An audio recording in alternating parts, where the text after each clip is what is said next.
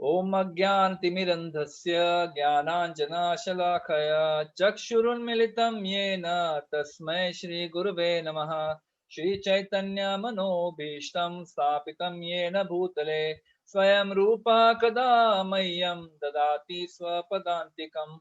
वन्देऽहं श्रीगुरुः श्रीयुतापदकमलं श्रीगुरुं वैष्णवांश्च श्रीरूपं साग्रजातं सहगणा रघुनाथान्वितं तं सजीवं साद्वैतं सावधूतं परिजनासहितं कृष्णचैतन्यदेवं श्रीराधा कृष्णपादान् सहगणललिता श्रीविशाखान्वितांश्च। हे कृष्णा करुणा सिन्धु दीनबन्धु जगत्पते गोपेशा गोपिका कान्ता राधा कान्ता नमोऽस्तुते। तप्त कांचन गौरांगी श्री राधे वृंदावनेश्वरी वृषभानुसुते देवी प्रणमामि हरिप्रिये। वाञ्छाकल्पतरुभ्यश्च कृपा सिन्धुभ्यैव च पतितानां पावनेभ्यो वैष्णवेभ्यो नमो नमः। नमः ॐ विष्णुपादाय कृष्णप्रेष्ठाय भूतले श्रीमते भक्तिवेदान्त स्वामिनिति नामिने। नमस्ते सरस्वती देवे गौरवाणी प्रचारिणे निर्विशेष शून्यवादी पाश्चात्य देश तारिणे।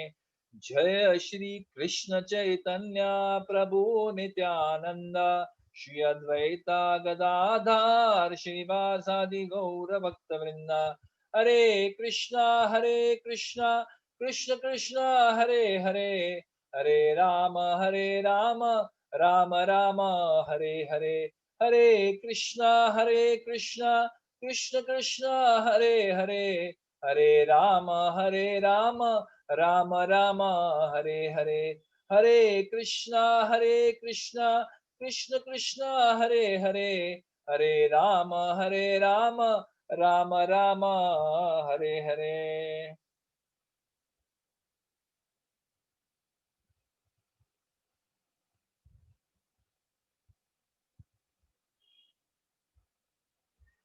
Hare Krishna. So, one moment. First, let me just, yeah. So, a warm welcome to all of you who have joined for our discussion today, continuing the discussion on the Bhagavad Gita as it is, the 18th chapter. We have completed 40 verses of the final chapter. We are rapidly now going towards the absolute core, the final few instructions that Krishna is going to give. So this is getting really exciting now. 48 is, we'll end at 48 today, and very soon we're going to come towards the final instructions that Krishna gives in the Gita. So this is the time, Valdenaki, fasten your seat belts and hold on, because these are the final few instructions. We must take these very seriously. We must take these to heart. We must understand that now Krishna is kind of summing up everything for people like us. We are Kali Yuga products. We are blessed with short lifespans, less intelligence, great laziness, natural tendency to perform sinful activity. These are all the blessings that we have in Kali Yuga. We don't need to make any special effort. It just comes naturally to most people. So in this situation, the Bhagavad Gita is not just it's not just a set of instructions that are spoken by Krishna to Arjuna on a battlefield. Chalo, this is applicable to Arjuna. No, these are instructions for all living entities, for all times, for people of all kinds of nature. So it is so wonderful. The Gita is so wonderful. It is so complete. It is so rich.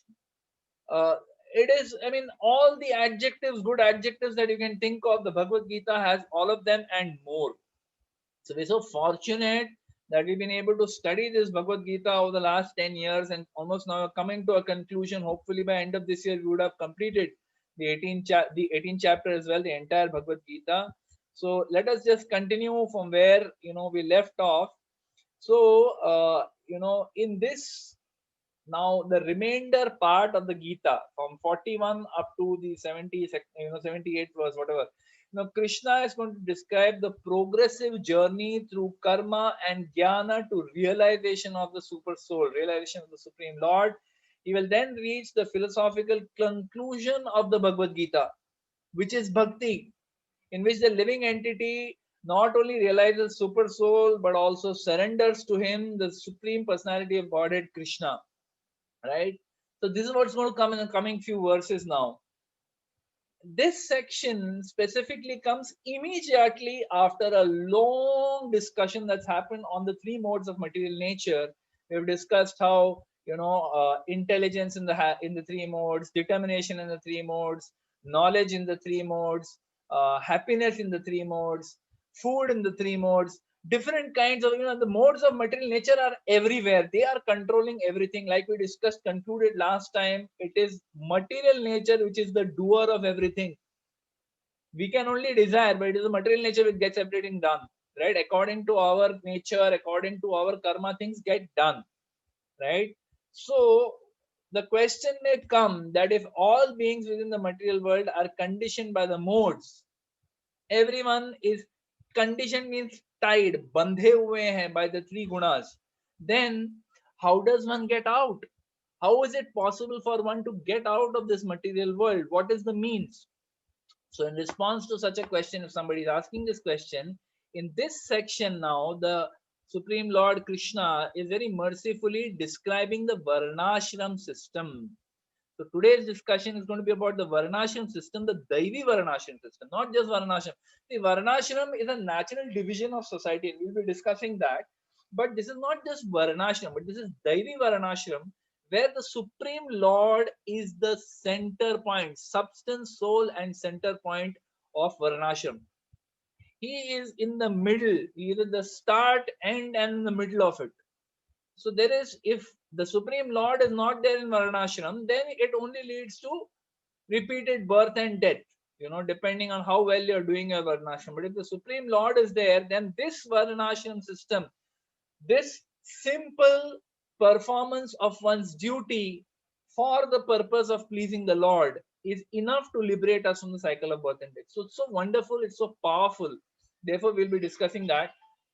So in this system, if one acts according to his inherited modes of material nature, but does so in the regulated service to the Lord, as one progresses in dutiful detached work, he is elevated to the mode through the modes until he is qualified to give up work and exclusively cultivate knowledge. So we are going to discuss this as we go forward. So in the verse 41 to 45, so let's just quickly go through them. I will read the translations of all the verses once more so that you get a quick view of the section. Translation of 41. Brahmanas, Kshatriyas, Vaishyas, and Shudras are distinguished by the qualities born of their own nature in accordance with the material modes, O chastiser of the enemy. Text 42. Peacefulness, self-control, austerity, purity, tolerance, honesty, knowledge, wisdom, and religiousness. These are the natural qualities by which the Brahmanas work. Text 43. Heroism, power, determination, resourcefulness, courage in battle, generosity, and leadership are the natural qualities of work for the Kshatriyas. Then text 44. Farming, cow protection, and business are the natural work for the Vaishyas, and for the Shudras, there are labor and service to others. Text 45. By following his qualities of work, every man can become perfect. Man and woman can become perfect. Now, please hear from me how this can be done. And in text 46, Krishna says, by worship of the Lord, who is the source of all beings and who is all pervading, a man can attain perfection through performing his own work. I'll repeat. By worship of the Lord, who is the source of all beings and who is all pervading, a man can attain perfection through performing his own work. Very powerful. And then 47 and 48, again, two very powerful statements Krishna makes. 47, it is better to engage in one's own occupation, even though one may perform it imperfectly, than to accept another's occupation and perform it perfectly. Duties prescribed according to one's nature are never affected by sinful reactions. And finally, in the text 48, the last one of this section, Krishna says, every endeavor is covered by some fault. Every endeavor is covered by some fault. just as a fire is covered by smoke. Therefore, one should not give up the work born of his nature, O son of Kunti, even if such work is full of fault. Yeah. So this is a, as we can see, it's a very powerful section where Krishna is very nicely, very quickly summarizing the concept of karma yoga, nishkam karma yoga specifically, but it is karma yoga which is, bhakti yukta karma yoga. So it is very, very powerful. So in the first verse of this section, he says that the Brahmanas, Kshatriyas, Vaishyas, and Shudras are distinguished by the qualities born of their own natures in accordance with the material modes or chastiser of the enemy. So these Brahmanas, Kshatriyas, Vaishyas, and Shudras, these are described as the four Varnas. So Varnashram, basically composed of four Varnas and four Ashramas. The four Ashramas are Brahmachari, Grihastha, Vanaprastha, Sannyas. And the four Varnas are Brahmana, Kshatriya, Vaishya, Shudra. So, uh, these four varnas, the analogy is given by Srila Prabhupada in various places. There's one lecture that he has given, beautiful lecture he's given on this topic, on this particular verse. So, in that, he describes that these four varnas, they are very natural. They are like a body. In a body, it is compared that the Brahmanas are compared to the head of the body. So we'll get into each of these descriptions. If you have any questions, hold your horses, because these questions are going to hopefully get answered as we go along in this description. Because this is a very hot topic. Even today, people say, "Oh, caste system, caste system, caste system." No, it is not a caste system.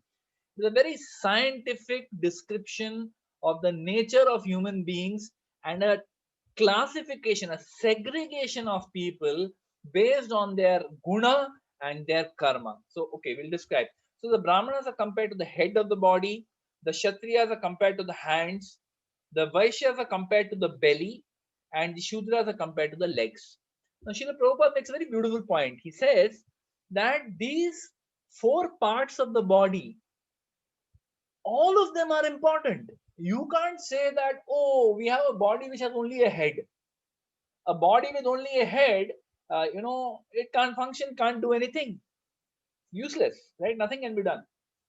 A body which has only arms, again, no use. If you have a head, if you have a body with only arms but no legs, again, it is difficult to function. If the belly is not there, no food can be digested. If the legs are not there, no work gets done. So every part of the body has its purpose in the body, has its function in the body. One can understand logically that yes, of these four parts, the head, the arms, the belly, and the legs, all four are important. Body cannot function without any of them. But in terms of importance, the head is the most important, because if the head is not there, then the person immediately dies, right? It is the brain which controls the working of all the other parts of the body. Right now, if I, while I'm making a point, I want to, point at this, I'll move my hands. It is my brain which is giving the instruction to the hands to move in a particular way. If I'm moving it too much, my brain will tell me you're moving your hands too much. Slow down. You're distracting your audience by moving your hands too much, right? So it is the brain which controls all the other functions of the body. So in that sense, the brain is the most important. Now let us understand why this is called a natural division of society. It is not an artificial imposition. Even today, these four divisions exist. You may say, oh, this is that age-old caste system. No, it is not.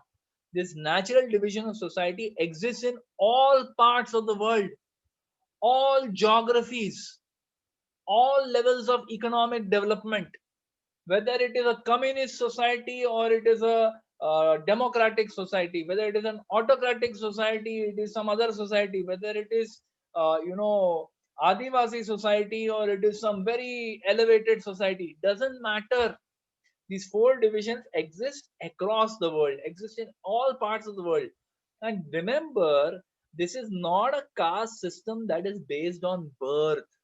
That is the biggest mistake that has been made, and unfortunately it has been made by the so-called brahmanas themselves, because they want to see this whole system of guna varnashrama places the brahmana at the head.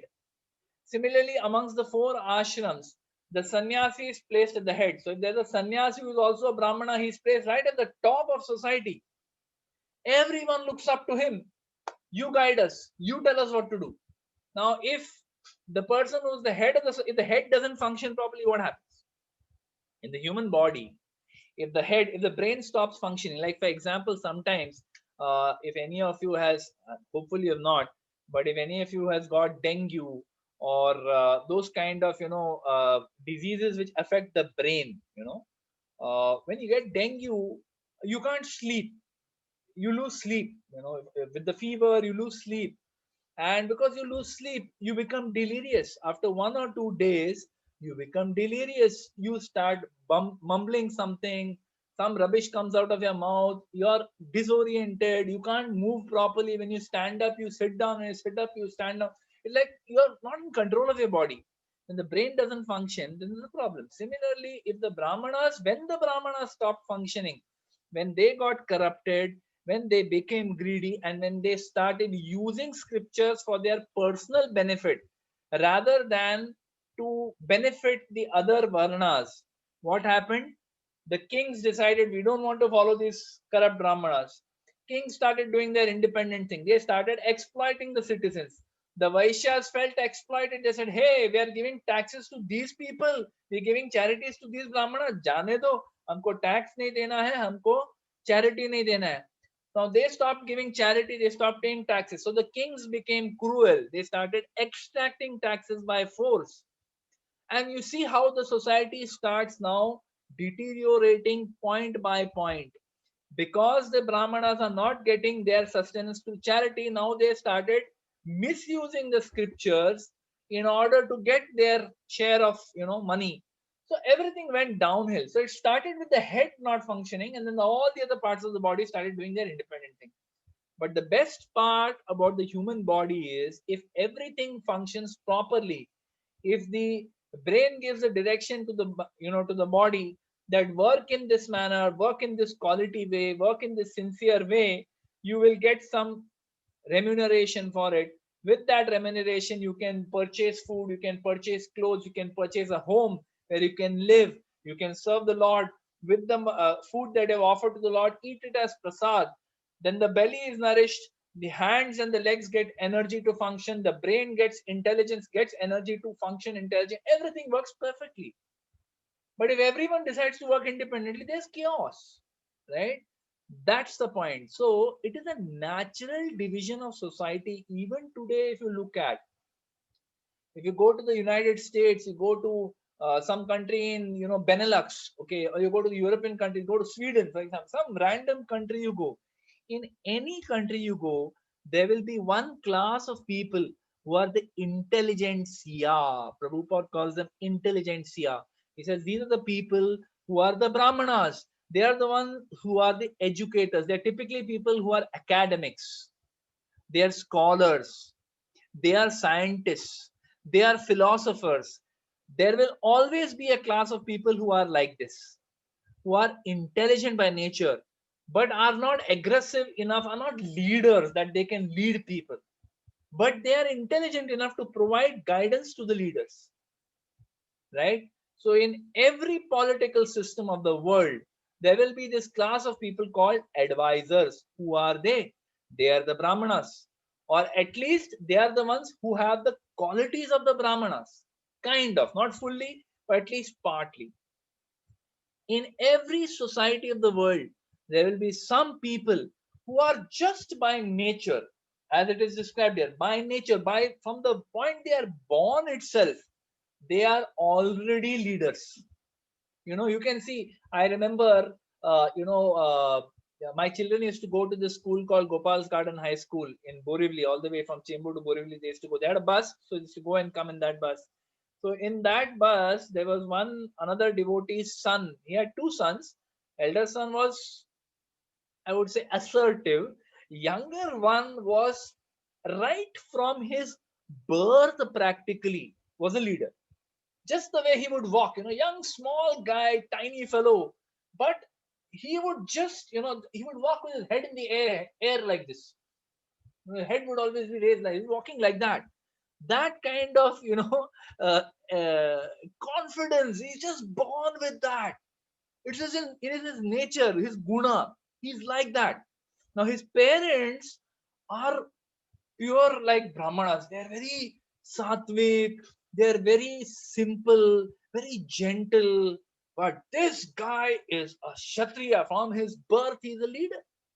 Right? So there are always, in any society of the world, there will always be people who are leaders by nature. They are the ones who will get into politics. They are the ones who will get into politics. They are the ones who will lead, in any discussion. They will be the leaders. They will be the ones who will say, hey, tu ye kar, tu ye kar, tu ye kar. They'll be giving instructions. They'll not do themselves, but they will get others to do it. Someone may question them, Ki, Are, how come you are the leader? He said, because I chose to be. And nobody can question them after that. They just have one leader, naturally, right?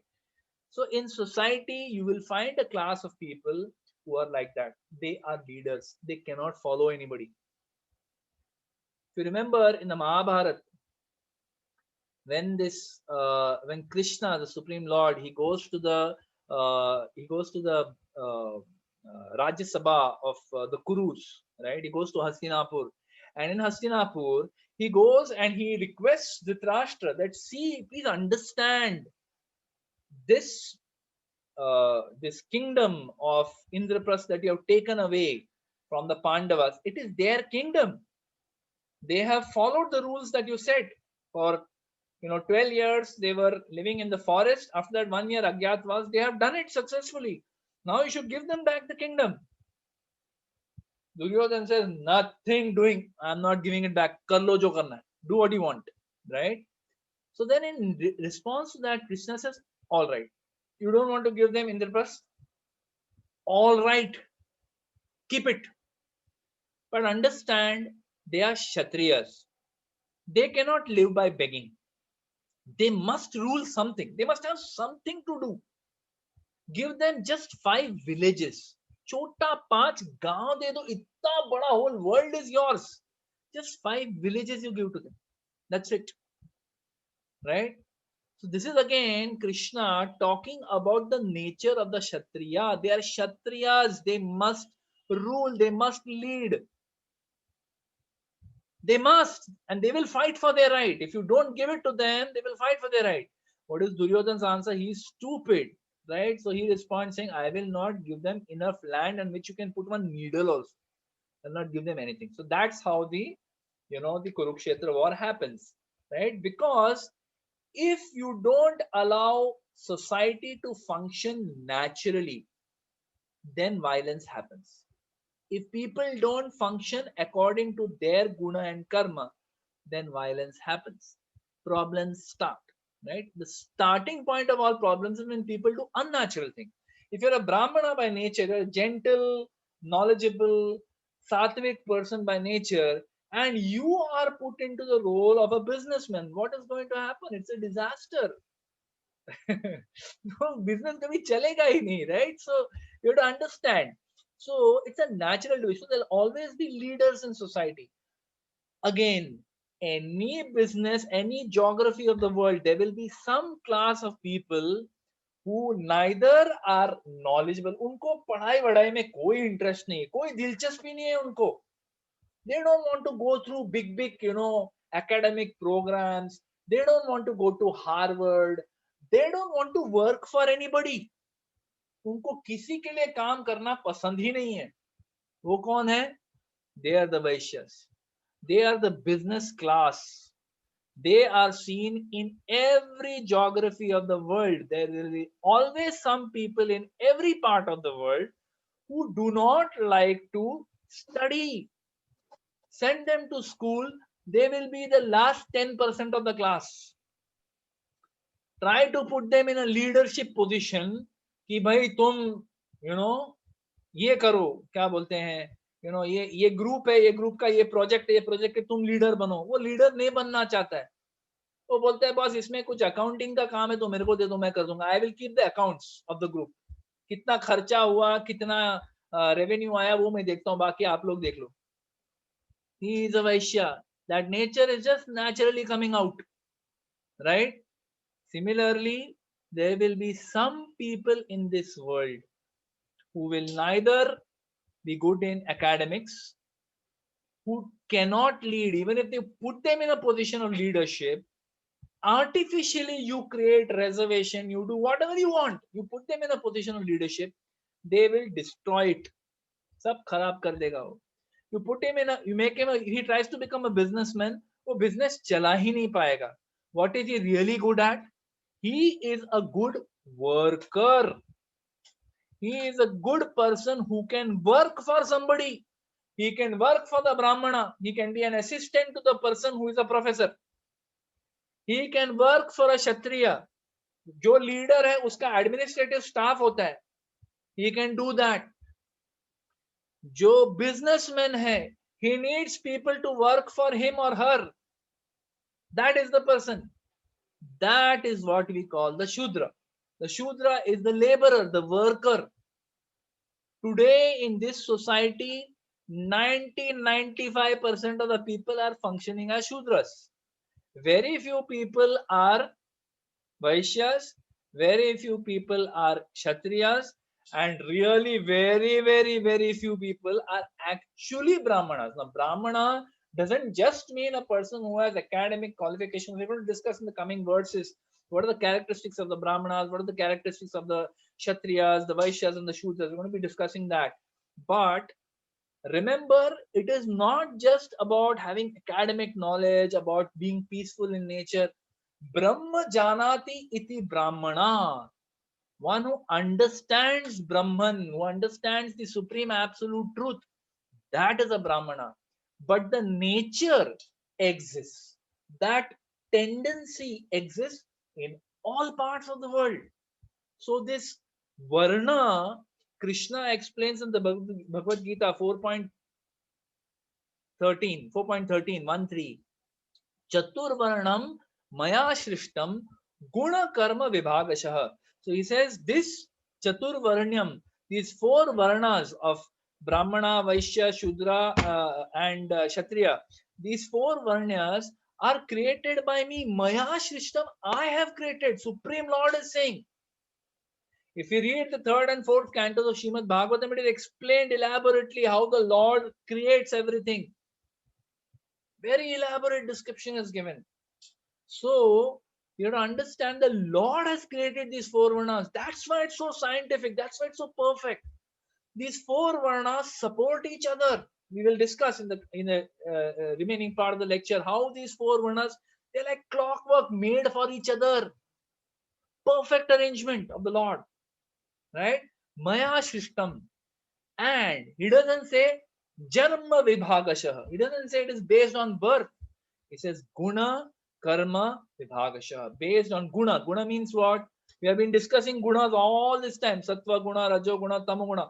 So based on the gunas that one has acquired from previous lives, from current life, what guna, what qualities you are demonstrating in this lifetime, and karma, based on what activities you're doing. Based on that, generally you fall into a classification called Brahmana or a Kshatriya or a Vaishya or a Shudra. It is not by birth. Even if you are born, like I just gave an example, a person, a son of a person whose both parents are clearly Brahmanical by nature, sattvic, devoted to bhakti, absolutely, very peaceful in their endeavors, peaceful in their interaction. Even if you yell at them, they will respond peacefully. Very Brahmanical. Their son is a Kshatriya. Ekdam janam se hi aisa hai. How do you explain? The genes don't explain it. Both have genes which are very peaceful. How do you explain it? It is guna, karma of previous life that this person is born in this birth, in this family, in this birth, right? Cannot explain any other way. और कोई तरीका नहीं है इसको explain करने का. Because by the nature of both the parents, that child should also be like that. But he's not. He's different. Right? So it's amazing. It's a beautiful explanation. So we understand that this guna karma vibhagashah, Krishna says, based on guna and karma, this is divided. So now we will discuss one by one what are the qualities, right, of the brahmanas, the kshatriyas, the vaishyas and shudras. Now brahmana, it says peacefulness. A brahmana is peaceful by nature. आप उसको कुछ agitating बोलो तो भी he will take it very peaceful. He or she. This is not only a male dominion. Even a male woman, a man woman, anybody peaceful by nature. So we will see even amongst our congregation, you will see there will be some people उनको जरा सा बोलो ऐसा वो spark दो, immediately they will catch fire. I am one of them, right? But there will be some people, you give a spark, you put a burning log on them, they will still be peaceful. That is a Brahman. He is not affected by dualities, happiness, distress, pain, pleasure, suffering, enjoyment, not affected. Peaceful. Show self-control. So I'll just share the screen so you all can also see what I'm talking about. This one. Yeah. So self-control, austerity. A Brahmana is naturally austere. He's not very attached to opulent clothes, opulent home, opulent. Brahmana is all right with, he is in his own world. वो अपनी दुनिया में है. You can see academics are like that sometimes. They get into research. They have an opportunity to work in business. They have an opportunity to work in some company, but they choose not to. They stay in research. Why? Because they want a peaceful life. उनको मारपीट नहीं चाहिए. वो खुश है research में. He may earn much more money by working in industry 4 times, 5 times, but still, नहीं बाबा, हम तो इसी में संतुष्ट हैं. पैसा कम है, कोई बात. संतुष्ट, happy. That is Brahmana.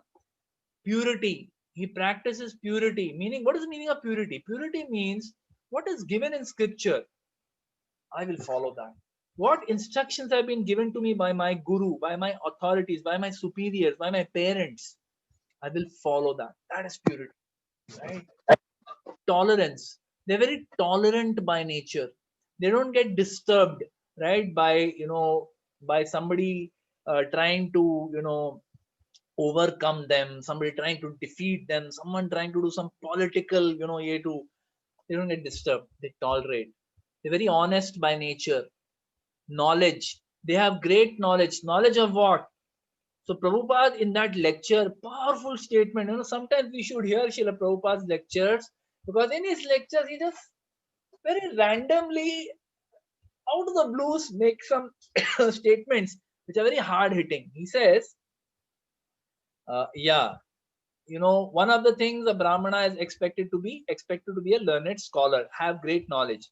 He says, however, learned scholar means one who has complete knowledge of God. That is learned scholar. Otherwise, to know how to eat, to sleep, to mate, to have sexual intercourse, and how to defend, this knowledge is there in the animal also. We have heard this before. You may say, इसमें कौन सी बड़ी बात है? What is the great deal in this? The point is that the whole world's material knowledge, right? All forms of knowledge, be they medical, engineering, commerce, arts, blah, blah, blah, somewhere or the other can be reduced to the human being's endeavor to eat better, sleep better, mate better, and defend better. Few things are there like entertainment, but even that entertainment is about sense gratification. So the whole focus of all knowledge is sense gratification. Prabhupada is making the point that ये knowledge worthless है because ये knowledge automatically है. It is not that the the puppy that is born. There are sometimes a female dog gives birth to 8 puppies in one go, or 6 puppies in one go. Those 6 puppies are practically blind at birth. They can hardly see. But उनको भी पता है कि where is food. They don't need to be taught. There is no tuition class given to them. Bachcha, jo child that is born to mother, automatically the mother puts her breast into the mouth of the child. Immediately the child starts sucking. Doesn't need to be taught. वो माँ उसको सिखाती नहीं है, वो खुद सीख गया है. He is born with it. So eating, born with it. Sleeping, born with it. The tendency to mate, born with it. The tendency to defend, we are born with it. Automatically, even a baby, if something, a small child, crawling child, if something is coming towards them fast, they will recoil. You throw something at them, they immediately recoil. बच्चे को भी defense आता है. So Prabhupada is making a powerful point. Knowledge is not about learning how to eat, sleep, and mate and defend better. Knowledge is about learning how to surrender to Krishna, to have complete knowledge of God. That is a learned scholar, right? Wisdom and religiousness. Religiousness, right? This point that is making, astikyam, very important. A nastika may have all these qualities: peaceful, self-control, austerity, purity, tolerance, honesty, knowledge, wisdom, and religiousness. Knowledge and wisdom. But you don't have a religiousness. You don't believe in God. You don't want to serve God. You're not making a life as an offering to God. Then all of these qualities, you cannot be called a Brahman. Brahma janati iti Brahman. One who surrenders his life in the service of the Lord, that is a Brahmana, right? These are the natural qualities by which the Brahmana works. The next verse, okay, 18.43, he speaks about the qualities of the Kshatriya now. So he says that heroism, power, determination, resourcefulness. So heroism. A Brahmana can never be heroic in nature. What is a hero? Hero is one who, मतलब कुछ विपद आ गया, some problem has come, वो खड़ा हो जाता है कि यार मैं कुछ करता हूँ. वो पीछे नहीं हटेगा. अरे बाप रे, तो प्रॉब्लम चालू हो गया. Like there are many of us, we are naturally cowards. The moment a problem comes, we, either we stand and watch the fun, or we recoil, we go back, we are afraid, we don't want to get into that. But there will be some people who love a fight. मतलब कुछ मारा मारी हो रहा है street पे, जान ना पहचान, वो भी घुसेगा अंदर. Heroism, Kshatriya quality, right? He wants to get into that fight. He wants to find out justice. Justice must be done. How can we? Yeah, this is weak guy is being beaten up by somebody. I must intervene, right? If you see, for example, some gunda is beating up some, some middle-aged person, old person. Many people will watch. Some may take photographs also, but nobody dares intervene. But there'll be one person in the crowd who says, I don't care, damn who this gunda is, I am jumping in. And he jumps in. He says, hey, bas kariye, band kar. Right? He will try to break up the fight. Heroism. They have power, just naturally very strong. Determination.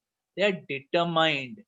अगर मेरे को politician MP बनना है तो बनना है.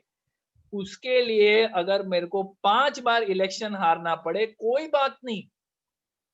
5 times they will lose elections, but chief minister तो मैं बन के रहूं, prime minister तो मुझे बनना है. They have great determination. Similarly, people in the army we see, people in the police we see, they have these qualities. Every country in the world has people like this who show heroism, power, determination, and they gravitate towards these professions. कोई उनको बोलता है, अभी कोई is there any parent who teaches their children, beta, you must become a politician? Unless they themselves are a politician, they will never tell. Like, I will never tell my son, please become politician. Never, it will never happen. Not in my lifetime, I doubt. Okay. But some people just naturally take to it. What is that nature? Naturally, what is that nature? That nature is what Krishna is referring to. The guna that you are born with. Previous lifetime, all the choices we have made, all the activity we have done, We have got conditioned by a certain type of gunas, sattva guna, rajo guna, tamo guna. Based on that, we have certain qualities.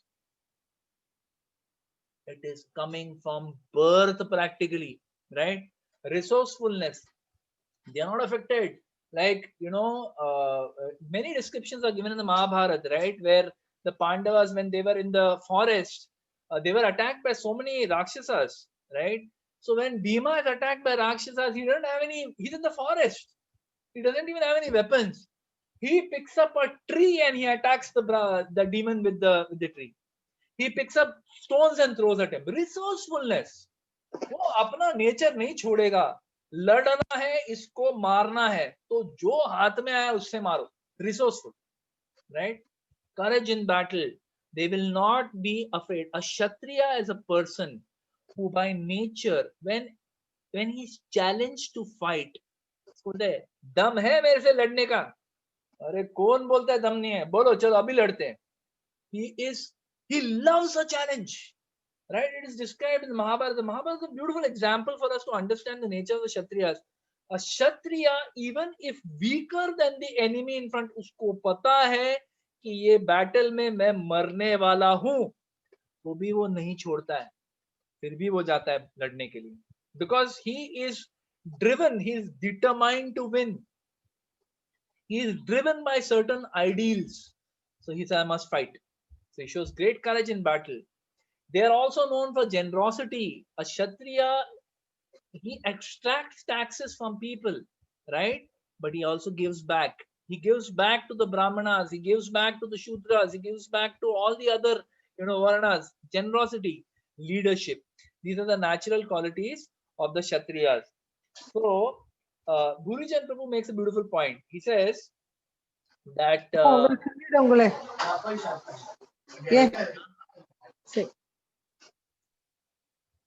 Yeah, Gurujan Prabhu, he makes a beautiful point. He says that the Kshatriya, he has Ishvara Bhav. Meaning what? The Bhav of a controller is there in the Kshatriya, right? He is just naturally a person who controls others. But important thing is he uses this Ishvara Bhav to control others, but he uses it to protect all three Varnas.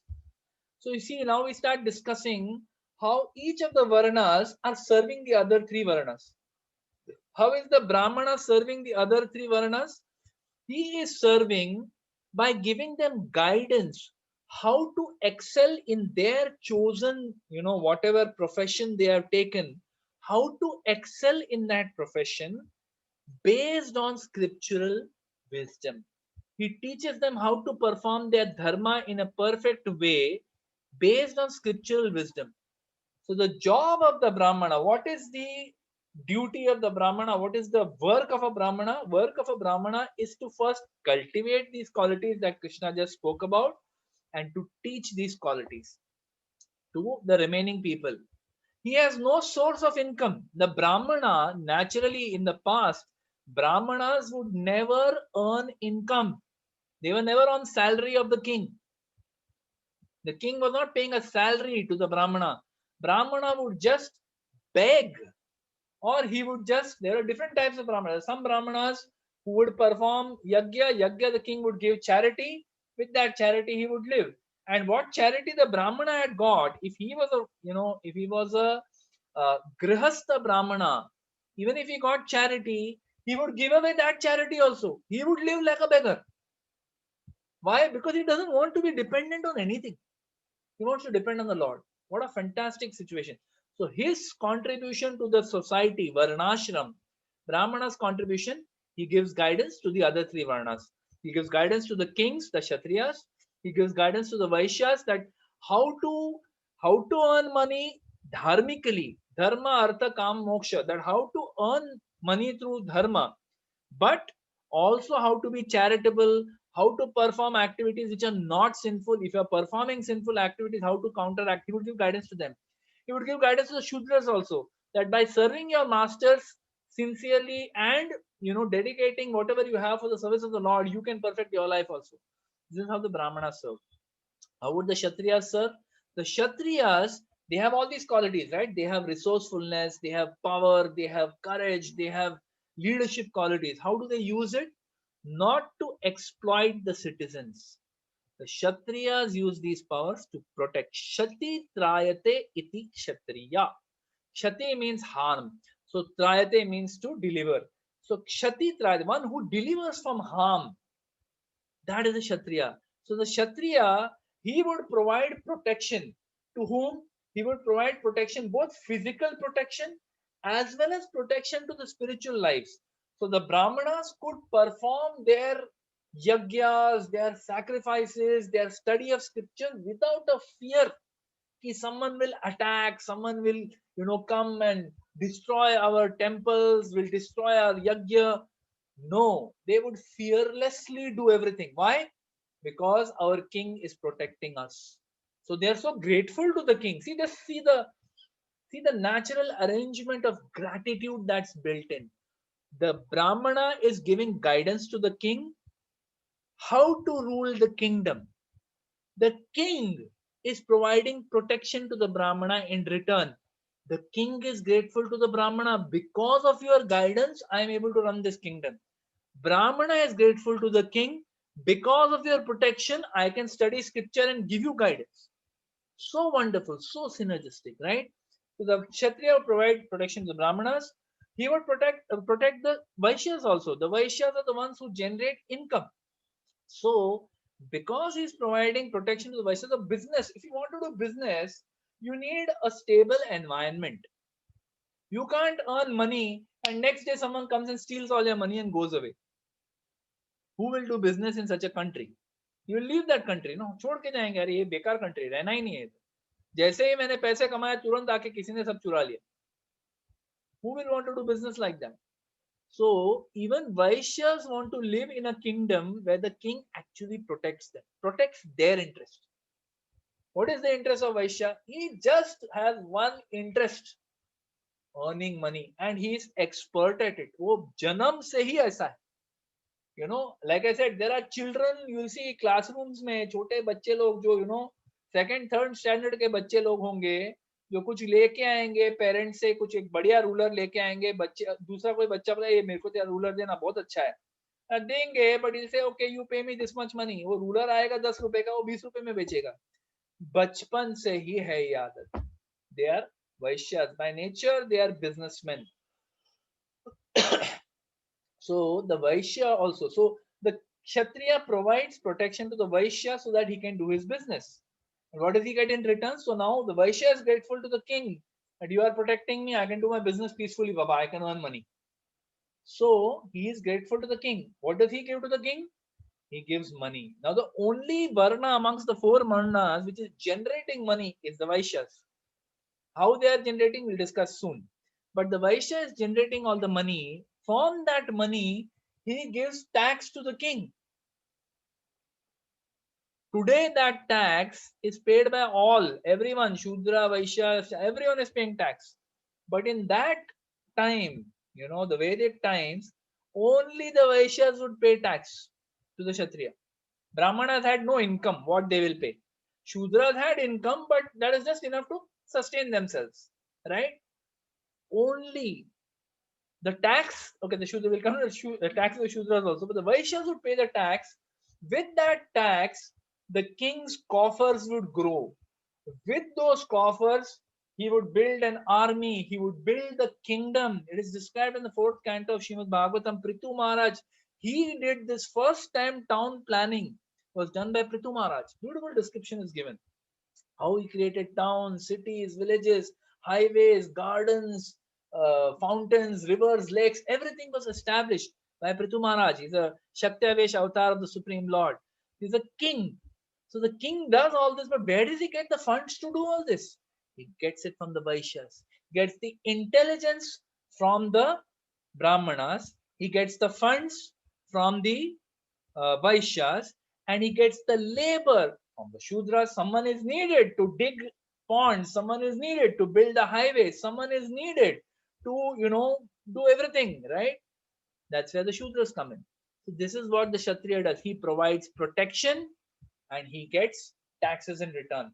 Both All constituents are very happy. Shudras are happy. The Vaishyas are happy. The Brahmanas are happy. We are living in a peaceful way. Baba, king is taking care. All glories to the king. They're very happy, very grateful. And the king is grateful to all of them. He is grateful to the Brahmanas. Why? Because the Brahmanas are guiding him. He is grateful to the Vaishyas because they are sustaining him by giving funds. He is grateful to the Shudras because they are performing all the work. वो नहीं करेगा तो कैसे होगा? He is grateful, right? So mutual. The Vaishyas, the role of the Vaishyas was what? Farming, Goraksha, and business, right? So we'll just read the verse. One second. Yeah. Krishi Goraksha Vanijam Vaishya Karma Swabhavajam. So farming, cow protection, and business. These are the qualities of the Vaishya. So what is their job? Their job is to generate business, generate money, generate employment. They generate wealth. Nobody else does it. The Vaishyas generate wealth. They are brilliant at doing it. We see these Vaishyas all over the world even today. Like in India, we see there are certain communities who are just natural at doing business. We see the Gujaratis, we see the Jains, we see the Marwadis, we see the Sindhis, the many Punjabis also. They're just natural at business. वो किसी के लिए काम नहीं कर सकता. Sindhis and Marwadis can't work for others. They find it difficult. They may take a job, but after some time they say, यार बस हो गया, मैं किसी के लिए काम नहीं कर सकता. Right? It's just में से यार ये तो आपने birth के हिसाब से बोल दिया. Somebody is born Sindhi, so he's no. Even his birth in that family is no coincidence. It is happening because of the guna he has and the desires he has. He's born in that situation. He just continues, takes up from there. Right? So Vaishyas provide employment, generate wealth for all three Varnas. How do they give wealth? How do they distribute their wealth to the Varnas? Obviously, they have wealth for themselves, but they give wealth to the Brahmanas. They give as charity to the Brahmana. Because the Brahmanas are guiding them, they give charity to them. They give taxes to the Kshatriyas and they give salary to the Shudras. So this is how the business class today also, business class, they are giving grants to the academics for research. What is that research meant for? Today I am, doing business. I am suppose I am in HPCL. I work for HPCL or BPCL. HPCL and BPCL every year gives grants to the IITs, to UDCT. Why? So that research can be done, so that new types of catalysts can be created, new types of petrochemicals can be generated, new manufacturing processes can be researched. What is that? That is, you're giving grants, you're giving charity to the, and nothing is, you're not expecting anything. Hey, I gave this grant to give me something back. No, what they're expecting knowledge in return. So those Brahmanas sitting in those universities, they are the ones who are giving this. Right? Then after that, they give taxes to the king. They have to the Kshatriyas. They give taxes to the government of India. So every business community all over the world is paying taxes to the government. Then they are employing hundreds, thousands, sometimes hundreds of thousands of people. Who are these people? Who are these employees? These employees are the Shudras. Right? We are the ones who are working for somebody. हम किसी और के लिए काम कर रहे हैं. You may be working as CEO of the company. You may be working as senior general manager, but we are still working for somebody, no? Which means we are Shudra. No, there is nothing. It is not that Shudra matlab ye kuch ekdam low class. No, nothing like that. Each one has their place in society. So beautifully the whole thing is designed. Just see. Each one has their place in society. But important to understand that according to your nature, you will naturally do something. Ask a person who's working, okay, who's working for some company, tell him, चल कल से मैं तेरे को एक बढ़िया business idea देता हूँ, कल से बिजनेस चालू करते हैं, let's do a business together. There will be one you ask this question to 10 people in this program right now. How many people are there right now? There are some 24 odd 23 odd people who are there. Ask this question to all 23 people. Prabhu or Mataji, I have this beautiful idea. Would you like to get into business with me? Each person's answer will be different according to their nature. The idea may be brilliant, it may be unique, it may be $1 billion idea. But the person, "अरे, इतना risk कौन उठाएगा? नहीं नहीं नहीं नहीं, उतना मेहनत मैं नहीं कर सकता, राइट? अरे यार, ये बिजनेस है, अपना बात, अपने बस की बात नहीं है बॉस, अपने को तो I am very happy, I work team, I manage these people, I am happy, I don't want to get into business. Each person has a particular nature, right? Like that. And similarly, finally, the Shudras are the ones who provide labor and service to the other Varnas. Unless they do that, all the other three Varnas cannot function, right? By nature, a person who is not capable of giving guidance to others because he's not well read, even when he had an opportunity, he did not make that effort to get into deep study of philosophical scriptures. He has only studied a particular field of knowledge which will help him to get a job. Uska full function in life is to get a job, boss. अपन को job मांगता है बस, और कुछ नहीं चाहिए. ये होता है शुद्ध, who is unable to think like a philosopher, who is unable to dominate and control people, right? He's unable to do that. He is unable to generate his own business. So what does he do? He ends up serving all the other three varnas. So this is how each of the varnas we described, how Brahmanas, Kshatriyas, Vaishyas, and Shudras, how all of them, each of them is serving the other three varnas. Very natural, very much based on the qualities of the person. Just a moment, somebody's calling me. Hello. Hare Krishna, I'm in a satsang, Prabhu. Can you call me back? Who's this? Yeah, please call me back. Call me later, Prabhu. I'm in a meeting. I'm in a satsang. Sorry for the disturbance. The unknown call from a landline. I didn't know who it was. Sorry. So, yeah, where was I? Yeah. So each of these varanas are designed in such a way that they support each other. Now, in verse 46, very important point Krishna is making. He says, by following his qualities of work, simply by doing your duty based on your nature, you have gravitated towards a particular kind of profession. Think about it. Think about it. All of you would be in a particular kind of profession based on your nature. Life might have given you many opportunities. You kept choosing something which took you on a particular career path or life path. What determined those choices? Your nature. We gravitate towards a particular kind of,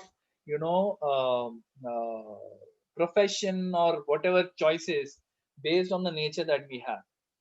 So, Krishna is saying here, by simply following his qualities of work, every man can become perfect.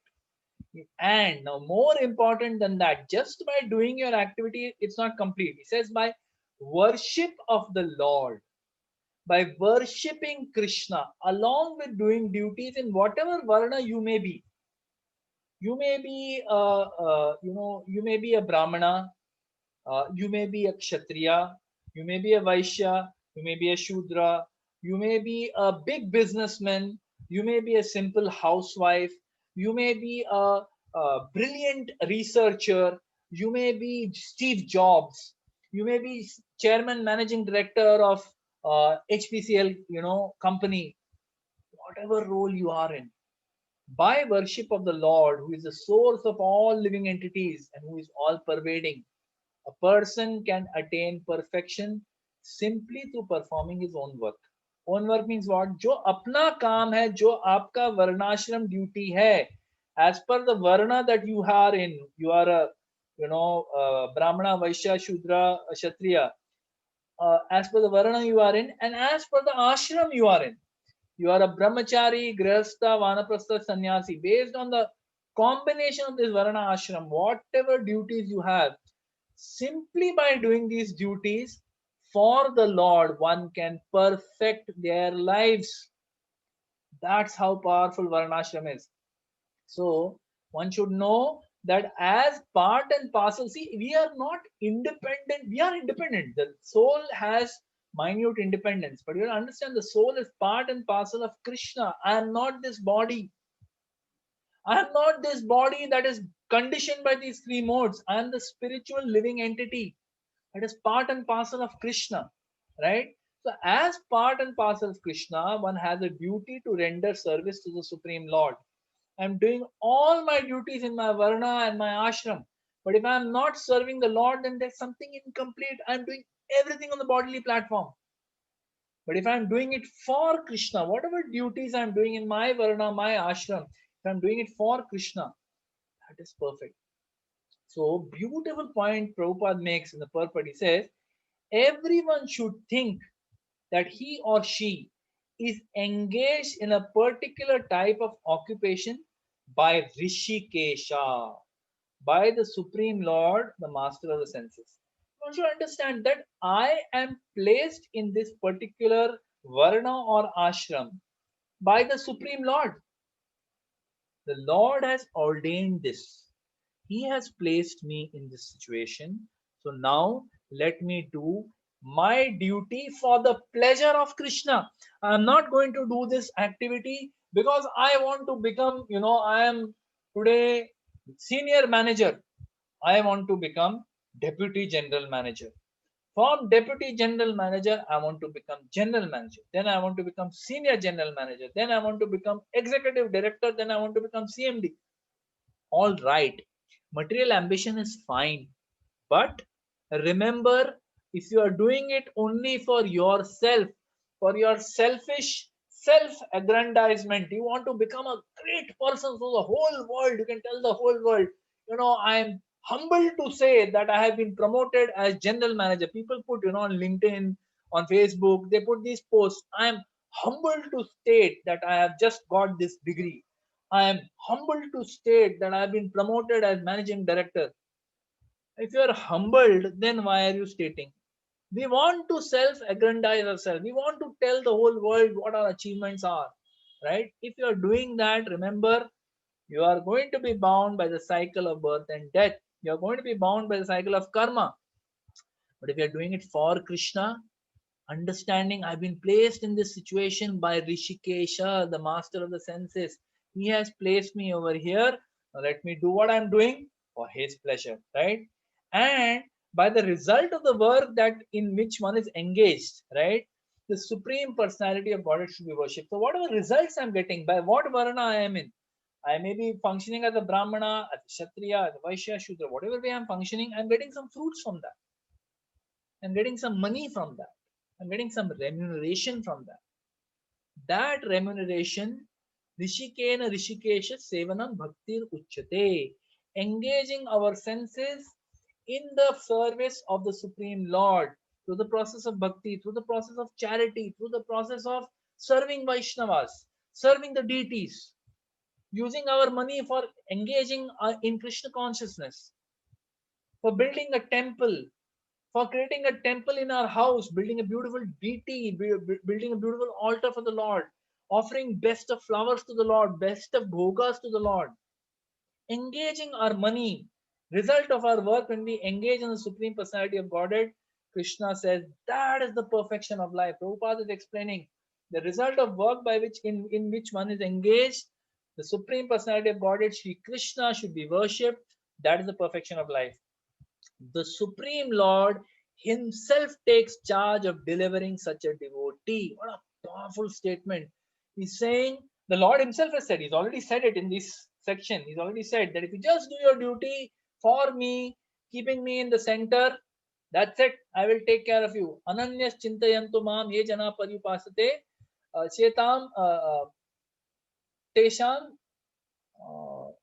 Abhiyuktanam Yogakshemam Vahamyaham. I forget the third line, but Yogakshemam Vaham. Krishna says, Satata Yuktanam.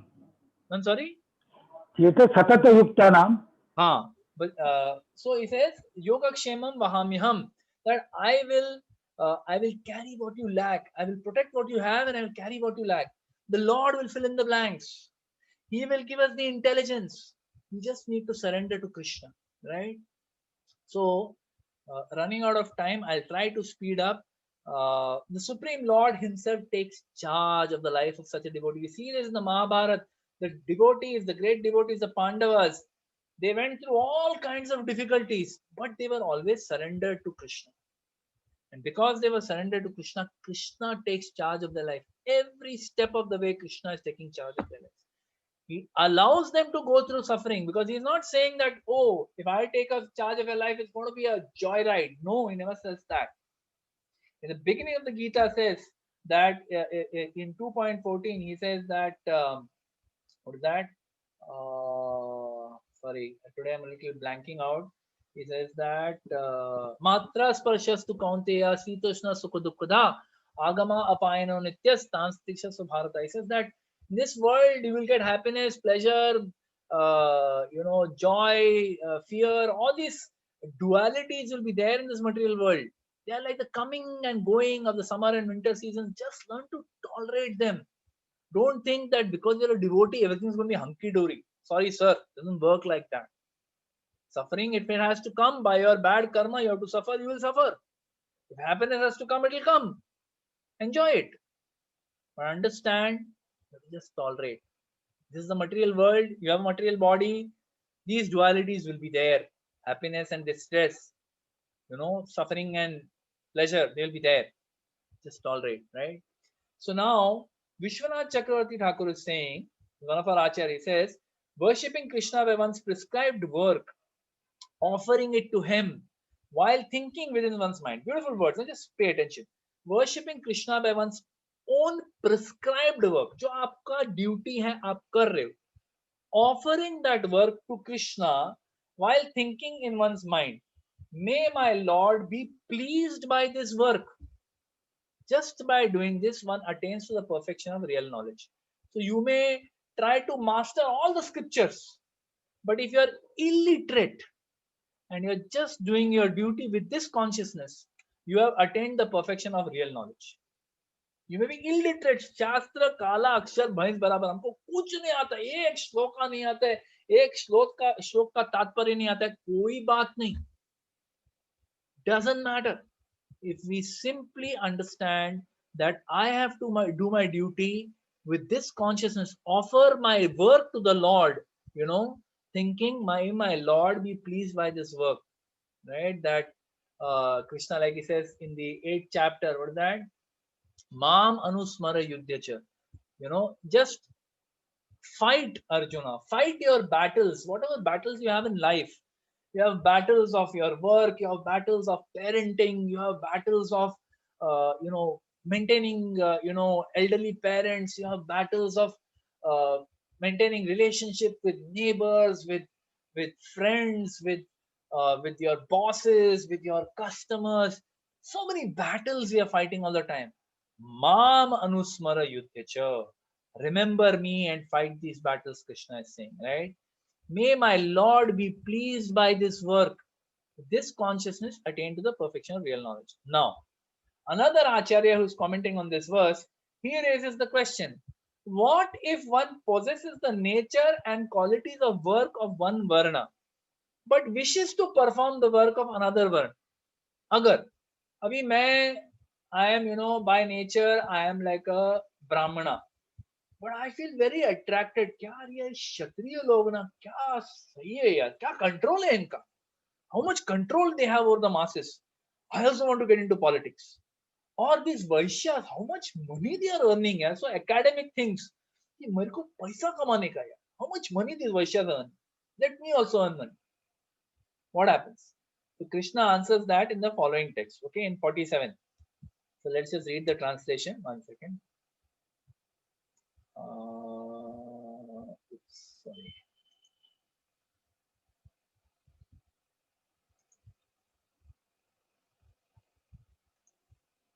Yeah, Krishna says it is better to engage in one's own occupation even though one may perform it imperfectly than to accept another's occupation and perform it perfectly. But straight away Krishna is saying, do your duty Even if you're not very good at it, this is your duty, do it. Rather than trying to do someone else's duty imperfectly. Duties prescribed according to one's nature are never affected by sinful reactions. So, Prabhupada says one should not imitate another's duty. Right? He says, in a very powerful statement, I'll quote, this is from his lecture. He says, a man who is by nature attracted to the kind of work done by Shudras. What is the kind of work done by Shudras? Working for others, serving others, doing hard labor for others. This is the nature of a Shudra. If you are attracted to working like a Shudra for others, don't artificially claim to be a Brahmana. Just because you're born in a Brahman kul, you wear a, Brahman thread. Prabhupada says 50 paisa thread. Just because you're wearing a Brahman thread, you're born in a Brahmin family, don't claim to be a Brahman if you're acting like a Shudra. Very powerful statement, right? So, at the same time, he also gives the other side of the equation. He says, no work is abominable. One should not feel, यार मैं क्या खाली शूद्र का काम कर रहा है यार, मेरे को ब्राह्मण बनने का है, मेरे को ब्राह्मण जैसा काम करना है, मेरे को प्रचार करना है, मेरे को डीटी की सेवा करना है. No harm, but please understand, don't have an inferiority complex about your own nature. That nature has come to you by the divine arrangement of the Lord. Based on the activities you have done in your previous lifetime, based on your desires, you've got a particular kind of body, a particular kind of disposition has been gifted to you by material nature. Don't be ashamed of it. Do your duty. He says that no work is abominable if performed in the service of the Lord. Just working like a Brahmana, working like a Kshatriya with no connection with Krishna is abominable. You may be the best of academics, you may be the best of, you may be doing fantastic yagyas, you may be able to chant millions of shlokas from the Vedas. But if you are not, what activity you are doing is not pleasing to the Lord, shrama eva hi kevalam. It is just shrama, just hard work. There is no difference between the hard work performed by a donkey and the hard work performed by a great king, if it is not for the pleasure of the Lord. Powerful statement. So no work is abominable if it is performed in the service of the Supreme Lord. So I already spoke about this, I'll not repeat. But one tends to gravitate towards occupations that suit their nature, right? So this realization may come to you late in life. Sometimes after 15-20 years of working in some company, you realize कि नहीं यार, मेरे को ये नहीं जम रहा है, मेरे को खुद का करना है. I'm one of those people. मेरे को 20 साल after working for somebody like a Shudra, I finally realized that I'm not happy in this. Let me do my own thing. So I am not doing my own thing like a Vaishya. I'm doing more like I'm trying to do academic kind of work, consulting kind of work, which is more cerebral than commercial. Alright? So you have to understand what you are good at and you have to do that to the best of your ability, right? So you may gravitate towards occupations that suit your nature, right? To put a Brahminical person who has Brahminical nature, to put him in an administrative function, or or a Vaishya job, a business job, or a Shudra job, is a surefire recipe for failure, for disaster. You put a Brahmana in the job of a Vaishya. Vaishya means business. Business means झूठ बोलना पड़ता है. What is the nature of Brahmana? वो झूठ बोल ही नहीं सकता. Customer आके बोलेगा यार ये तुम यार 50 रुपए में दे रहे हो, ये बहुत महंगा है, मेरे को नहीं जमेगा इतने में. अभी ब्राह्मण क्या बोलेगा? सर ठीक है, आप मेरा खरीदी 30 का है, आप 32 में लेके जाओ. तो कस्टमर उसको बोलेगा 30 में दे दो ना यार, मैं हमेशा आपके पास आता हूँ, 30 में दे दो. Now because he's been honest, he has hurt his own prospects and he will give it for 30 rupees out of compassion. He has the nature of a Brahman. He will be compassionate. बेचारा जरूरत में था, उसको दे दिया मैंने, right? वो 2 दिन में बिजनेस को बंद कर देगा. Brahmana cannot function like that. Similarly, a Vaishya cannot do just because he is attracted. Prabhupada says a Vaishya, because he feels somewhere guilty. अरे यार बिजनेस करने में कितना झूठ बोलना पड़ता है, I think I should be honest. If he's honest, he can't run a business. So Prabhupada is saying that one has to understand that don't try to artificially pick up somebody with a particular nature and put him in another place. It's a surefire recipe for failure. Plus, it is violence on that person also. A person who is having a particular nature, now a person who is a Brahminical nature, Brahmana means what? Kshatriya means what? They're independent. They can't work for anybody. A Brahmana also can't work for anyone. Kshatriya can't work for anyone. Vaishya can't work for anyone. उसको forcibly उठा के किसी के अंदर डाल दो, वो काम ही नहीं कर सकता है, वो सफर करता है. He is suffering in that job. It is violence on such a person. So if you notice that your child has these qualities, don't force them to take a job. Don't do that. That is violence, right? So then very important point Prabhupada makes and Krishna is making, that duties according to nature, prescribed duties if you're doing according to your nature, not affected by sinful reactions. So for example, in the purport, Prabhupada explains that Brahmanas sometimes have to perform sacrifices. Not anymore. This used to happen in previous yugas. Brahmanas used to perform sacrifices in which animals were killed. Right? We hear about Ashwamedh Yagya, we hear about all these yagyas, the animals were killed. But those Brahmanas were so perfect, they would perform these yagyas, animal would be killed, but immediately the animal would get a higher body, would get a human body. So the animal is benefited, plus because of performing that sacrifice, the king and all the citizens are benefited. Everyone is happy. So the Brahmana performing the fire sacrifice is performing a violent activity. But because he is doing his duty, he's not affected. No sin is coming upon him. Kshatriya has to kill. Kshatriya has to tell lies. Politics is all about telling lies. एक का story इसको सुनाया, उसका story उसको सुनाया, उसका, and that's how they control everybody. यहाँ की बात वहां की बात वहां, तीसरे को चौथे को बोल के पॉलिटिक्स करते हैं. That's how they control people. They have to tell lies to stay in power. They have to kill the warrior, the general on the field, the soldier on the field has to kill. But there is no sin incurred because they are doing their duty.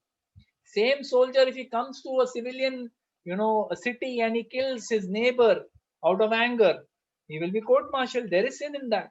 But if he kills the enemy, there is no sin. He gets Paramveer Chakra for that, right?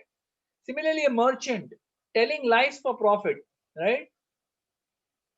There is no harm. That's all right because it's understood that profession. Similarly, Prabhupada says if there's a Shudra who's serving a bad master, now you are a person who has that nature. You don't have a nature of a Brahmana or a Kshatriya or a Vaishya.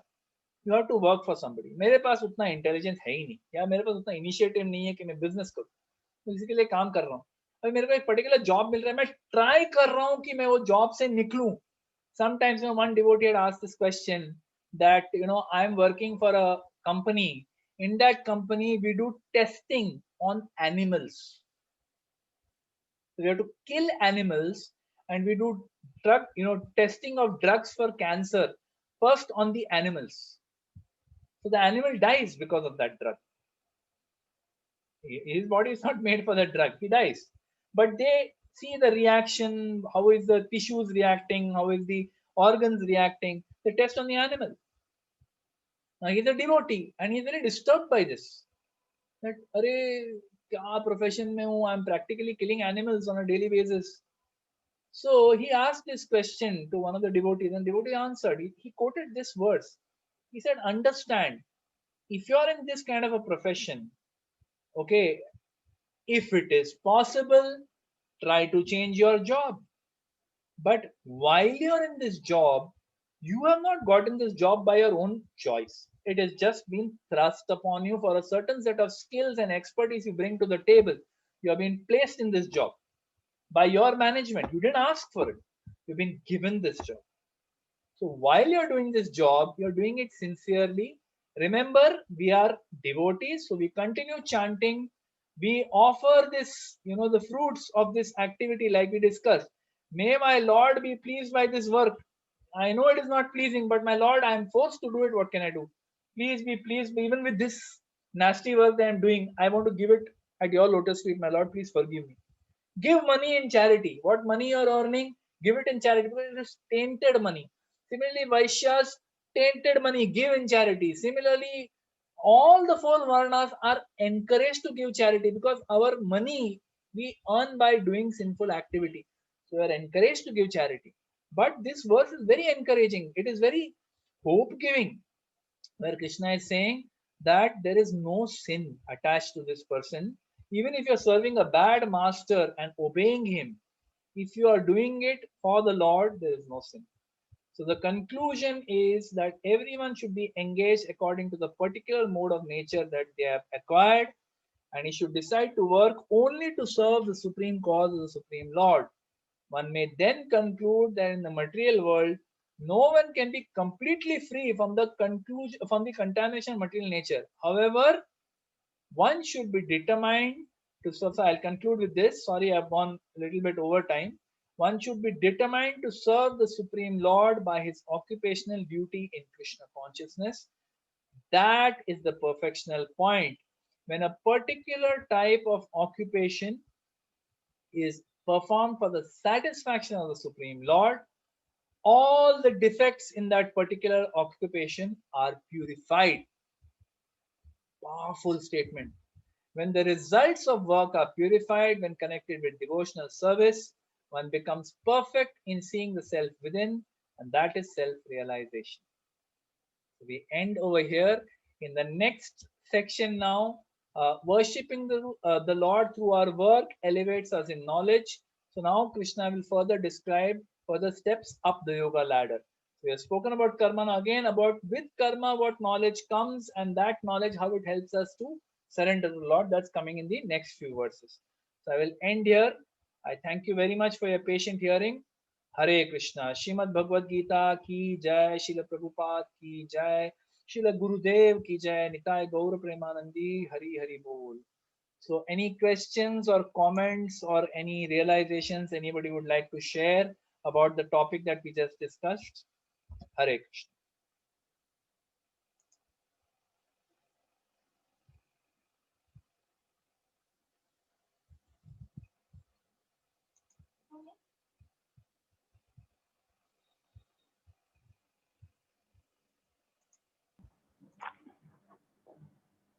Hare Krishna. So, nobody seems to have any questions or comments. I'm a little surprised because today's talk was very heavily about Varnashrama and the duties that one performs.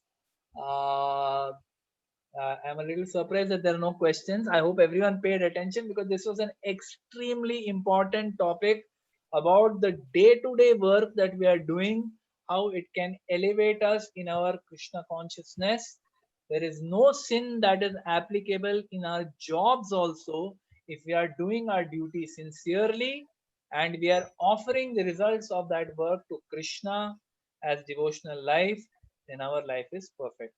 So thank you again for your patient hearing and the time that you gave for this. I'll hand over now to our Brahme Prabhu for the announcements.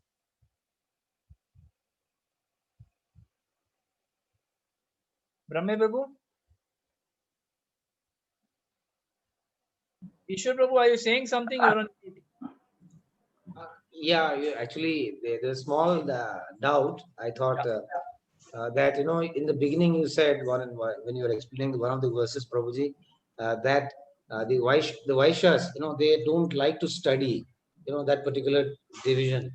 And they take up wherever you go in the world, they like to, not study and then do business.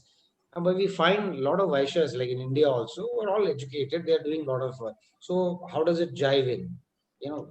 Their propensity to not to have education, somehow I thought it was That's a great question. That's a great question. What I said was probably a bit of a generalization, but you see for yourself. I mean, the people who are the biggest businessmen, okay, how educated are they? Okay, you take anyone, you take Steve Jobs. How educated is he? How educated is Bill Gates? How educated is Anil Agarwal of Vedanta? how educated is was Dhirubhai Ambani, how educated were the Birlas, right? Uh, so it's not that education is a disqualification for doing business. They do business so that they learn how to manage people. But even if they are not very well educated, just that quality that is there in them, they are able to manage people without much education, because they know कि business में काम कैसे निकालना है लोगों से. They have that leadership quality. So if they study and then they go into business, in fact, a lot of people, second generation, third generation entrepreneurs, they struggle because they're in one sense spoiled by education. Education removes the ability to take risk. If you realize, right? Whole education is about how to manage risk. MBA, they teach us how to manage risk. So if you don't have ability to take risk, or you're managing risk all the time, you can't do business. Business is all about taking risk. So in that sense, I'm saying, a lot of people who are just natural business people, they may go through an education, but they don't place much importance on it. They'll not be the toppers in class. They may be, in some cases, they may be, but yeah, they will be the ones who are more interested in getting on with it. Khatam karo isko yaar, chalo dhanda chalu karna. That is the point I was making. Does that answer your question, Prabhu? Yeah, definitely. Prabhuji. Thank you so much. Hare Krishna. Hare Krishna. Hare Krishna, Prabhuji. Yes, Prabhu. I think you didn't get so many questions because your lecture was wonderfully explaining everything. Especially, it's a very often misunderstood and controversial topic, but you wonderfully, covered it under the Guna Karma Vibhagasha. So I'd like to thank on behalf of everyone for this wonderful lecture from our core of our heart by loudly chanting thrice, Hari Bol, Hari Bol, Hari Bol. And those who are following Ekadashi, next Ekadashi is on 13th October. That is Parama Ekadashi. And next day is the Paran on 14th between 6:33 and 10:27. So this is the limited information which I wanted to give. I'd like to thank everyone for joining today and from wherever they are. Hare Krishna. Thanks a lot. Hare Krishna. Hare Krishna. Thank you very much, everybody, for joining and for your patient hearing. Very grateful to you. Hare Krishna. Hare Krishna. Hare Bol. Hare Krishna. Hare Krishna. Hare Krishna. Hare Krishna. Hare Krishna. Hare Krishna. Hare Krishna.